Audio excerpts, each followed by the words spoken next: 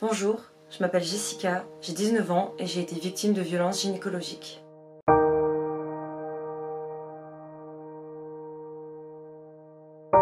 J'avais un pressentiment, je me suis dit il va se passer quelque chose. Je savais pas pourquoi, mais je sentais que ça allait mal se passer. Qui il est pour décider pour lui, pour moi? C'est mon corps. Et c'est là, à ce moment-là, que je me suis dit... Parce que j'ai vécu, c'est un viol. C'était vraiment pas normal, quoi.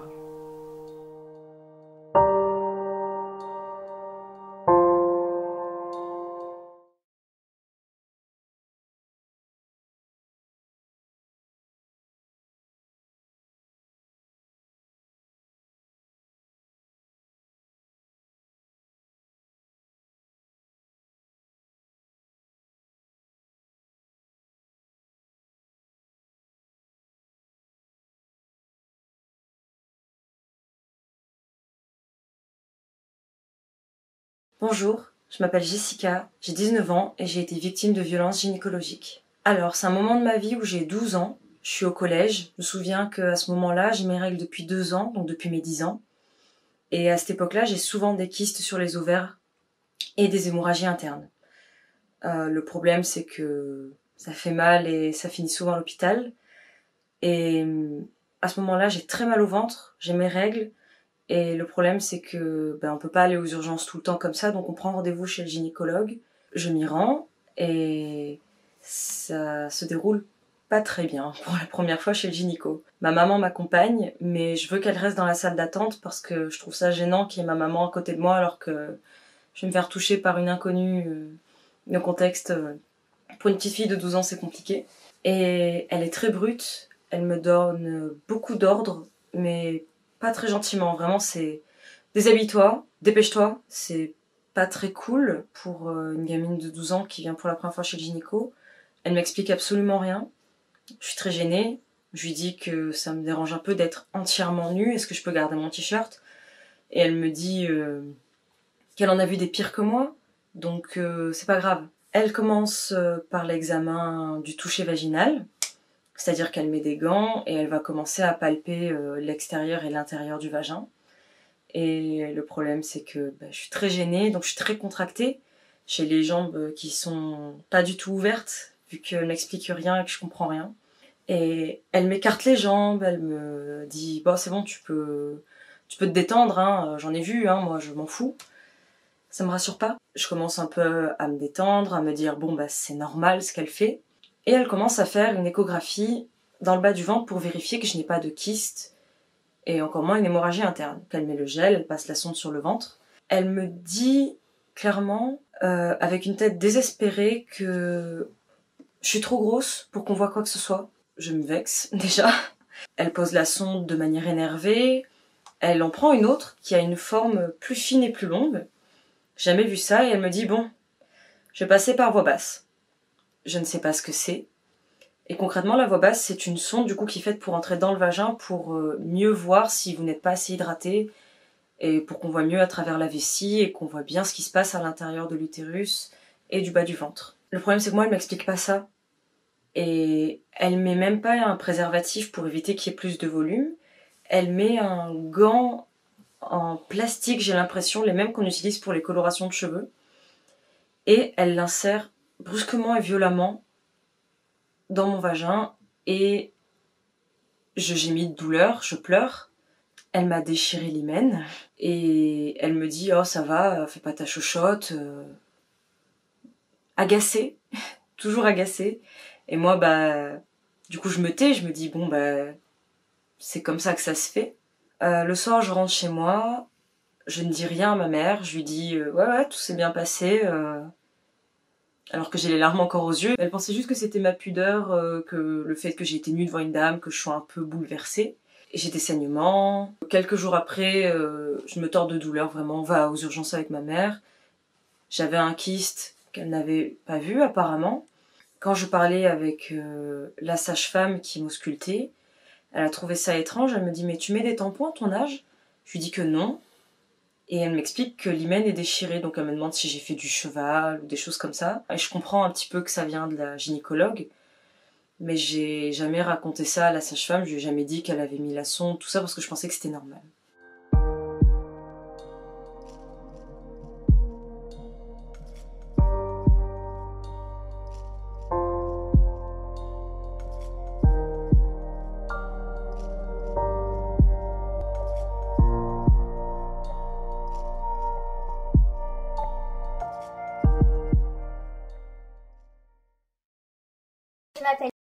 j'ai 19 ans et j'ai été victime de violences gynécologiques. Alors ça a commencé à l'âge de mes 16 ans. Ce qui s'est passé, c'est que j'ai eu un rapport sexuel avec mon copain. Donc ma mère a décidé de m'emmener chez la gynécologue pour me prescrire la pilule. Et ma mère m'avait vraiment rassurée parce que c'était sa gynécologue à elle. Donc après, elle a demandé à ma mère de partir. Et à ce moment-là, j'ai vu qu'elle a directement changé de visage. Et je l'ai vue déjà, directement froide, etc.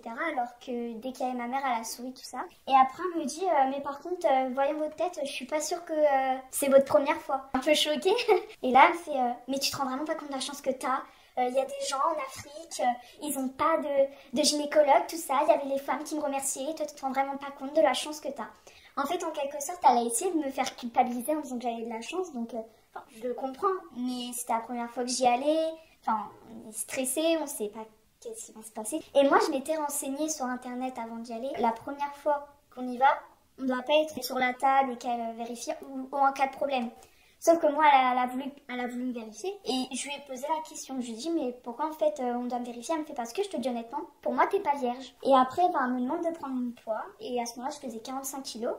Et elle me dit, oh, pour moi, t'es trop maigre, tu devrais prendre du poids, tout ça. Voilà, je lui explique que j'ai des règles très abondantes également et que j'aurais besoin de la pilule. Elle me dit, je te le fais, mais bon, je suis pas sûre que ça va te servir à grand chose vu que tu vas commencer à tomber en cloque. Les filles de ton genre, on sait jamais. Je comprends pas. Et après, elle demande à ma mère de revenir, donc voilà, je m'étais habillée, tout ça. Et là, elle a rechangé de visage, elle est devenue toute souriante. Et c'est là, à ce moment-là, que je me suis dit, il y a quelque chose qui est louche, c'est pas normal. La deuxième fois que j'y suis allée, c'était 6 mois plus tard, pour un renouvellement de pilule. Et ma mère voulait lui expliquer également que j'avais du mal à prendre la pilule. J'avais souvent des oublis, j'avais des règles toujours très douloureuses et très abondantes. Là, ma mère, elle ferme la porte, elle part. Et là, elle dit, bah alors, on a des oublis de pilule. Elle fait, non mais tu respectes vraiment pas la liberté de la femme, tu te rends vraiment pas compte, encore de la chance que t'as. Elle fait déjà que la première fois, je pouvais pas imaginer que c'était comme ça, mais alors là, c'est pire en pire. Elle m'ausculte et tout, mais le souci, c'est qu'elle me fait toujours mal. Et à ce moment-là, elle m'a fait le frottis. J'ai eu super mal, alors que ma mère m'avait dit, bon, c'est pas agréable, mais au point d'en faire mal, pas du tout. À ce moment-là, elle m'a fait, oh, tu vas pas faire ta chochotte comme la dernière fois. Donc après, moi, je raconte un peu à mon copain, et mon copain, c'est vrai qu'il reste un peu choqué, même lui, c'est un homme, il sait que c'était pas normal, son comportement. La troisième fois, j'avais 17 ans, et à ce moment-là, elle me repèse, et je fais 54 kilos. Elle me fait, oh, le poids, ça commençait beaucoup là, hein. Je veux pas avoir des patientes qui soient grosses. Je comprends pas. Et après, elle me sculpte et elle me fait toujours aussi mal. À ce moment-là, elle n'avait pas mis lubrifiant. Donc j'ai eu super mal. Parce que elle considérait que j'étais suffisamment mouillée pour elle, pour le mettre. Alors que je le sois ou non, faut quand même mettre du lubrifiant pour les consultations. Je n'osais pas dire grand-chose parce que je me suis dit, c'est quand même un médecin. Voilà, je peux pas non plus répondre, j'ai 17 ans, tu vois, je me suis dit, ça se trouve, ça peut avoir des répercussions, tout ça. Quand on est jeune, on n'ose pas répondre à ce moment-là. Mais moi, je savais que c'était pas normal. La dernière fois que ça s'est passé, donc la 4e et dernière consultation que j'ai eue, c'était au mois de juillet. Et vraiment, celle-là, c'est celle qui m'a le plus traumatisée, la dernière. Donc j'y suis allée pour un renouvellement de pilule. Et elle me dit, bon, est-ce que tu utilises encore le préservatif avec ton copain? Alors, ça fait plus de 3 ans qu'on est ensemble.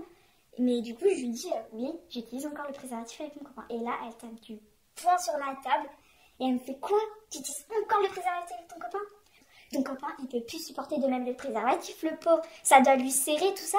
Non, mais je comprends pas pourquoi il te quitte pas. Je comprends même pas pourquoi il est avec toi. Mais regarde tes cuisses, on dirait un boudin. Elle fait, mais en fait, t'es en train de gâcher des préservatifs pour les personnes qui en ont besoin. Non, mais je sais vraiment pas comment ton copain, il fait pour rester avec toi. Elle fait, mais le pauvre, tu dois le martyriser. La prochaine fois, si j'entends que tu mets encore un préservatif, je m'en fiche que je te mets un stérilet de force, que tu le veuilles ou non. Là, c'est loin d'être normal, quoi. Je me pèse et là, je lui dis mon poids. Et je faisais 57,9, donc 58, quoi. Et elle me fait, non, mais t'as pris autant de poids? Elle fait, non, mais c'est pas possible. Elle fait, la dernière fois, tu faisais 54. Elle me fait, non, mais moi, je t'explique, j'ai pas envie d'avoir des patientes qui soient grosses comme toi. Elle fait, moi, j'ai pas envie que ce soit des sacs à patates. Je commence à m'énerver. Je me mets sur la table et comme d'hab, elle me fait super mal. Elle y va pas de maman. Donc de là, au même temps qu'elle est entre mes jambes, elle regarde et elle me fait, non mais regarde là, t'as des vergetures sur tes cuisses. Ça m'étonne pas que ton poids il aille vers là. Mais si tu continues comme ça, je vais vraiment te mettre un stérilet là. Elle fait, regarde en plus là. T'as plus de culotte, t'as plus rien, je peux très bien te mettre maintenant. Et là, je reste sur le choc. Et là, je commence à avoir des larmes qui coulent. Parce que pour moi, c'était trop. Et à ce moment-là, j'ai commencé vraiment à être complexée. Et c'est à cause d'elle d'ailleurs que je suis toujours complexée parce qu'elle m'a dit toutes ces choses atroces. Elle me manque de respect, elle me fait mal, elle me critique sur mon poids, tout le temps, enfin à force je peux plus avoir de respect. Après, enfin, j'ai pas été bien pendant plusieurs jours et depuis je suis plus allée.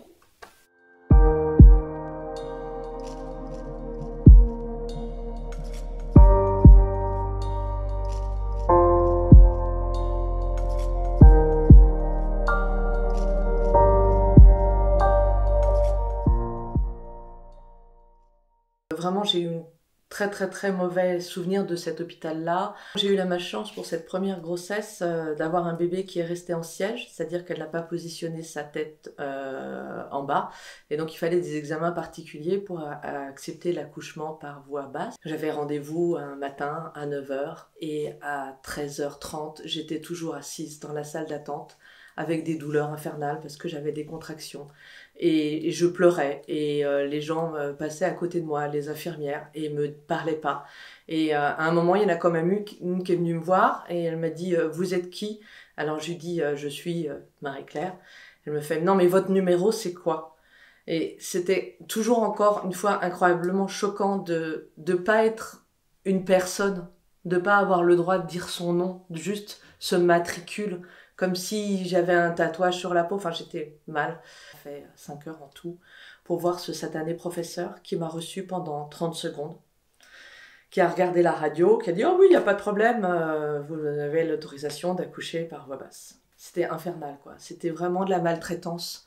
Je me suis sentie niée dans mon état de femme, dans mon état de future maman, dans mon état de stress parce que j'avais quand même une pathologie particulière de ce bébé en siège et j'ai eu l'impression d'être complètement voilà, un objet. Je sais pas, chosifié, je sais pas comment dire, mais ça a été vraiment difficile. Donc les semaines qu'on suivi, j'étais pas du tout bien. Le moment de l'accouchement, j'ai dû être hospitalisée la veille. J'ai perdu les os à 2h du matin, j'ai demandé à ce qu'on appelle mon mari, ils ont refusé.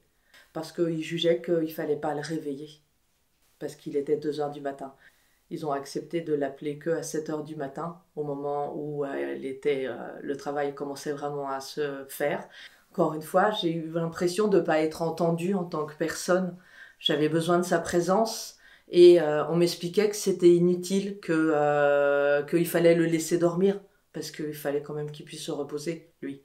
C'était inhumain. Il se trouve que l'accouchement n'a pas pu se faire par voie basse, donc je suis passée au bloc, donc j'ai à nouveau été séparée de mon mari. Moi, je voulais absolument pas une anesthésie générale, donc j'ai un peu insisté pour avoir une péridurale. Mes conclusions, ils ont des grandes lampes au-dessus de l'endroit où ils travaillent, ça me semble assez normal. Mais en fait, on voit tout, parce que la lampe, c'est en aluminium et puis ça fait un reflet.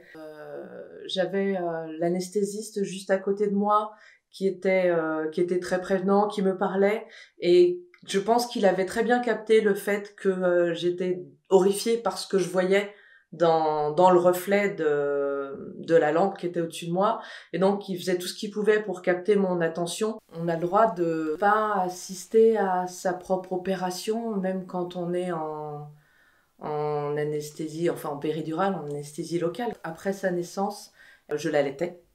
Elle faisait ses nuits, elle dormait la nuit, elle ne se réveillait pas pour prendre une tétée. Et un matin, j'ai découvert qu'on lui avait donné un biberon au milieu de la nuit, alors que j'avais pas du tout prévu qu'elle ait des biberons. Je l'allaitais. On a parlé de manière un peu véhémente. Une infirmière qui était là, qui m'a dit « Mais c'est normal, un bébé, ça doit boire toutes les 3 heures. » Donc elle dormait, on l'a réveillée pour lui donner un biberon 3 heures après la tétée que vous lui aviez donnée.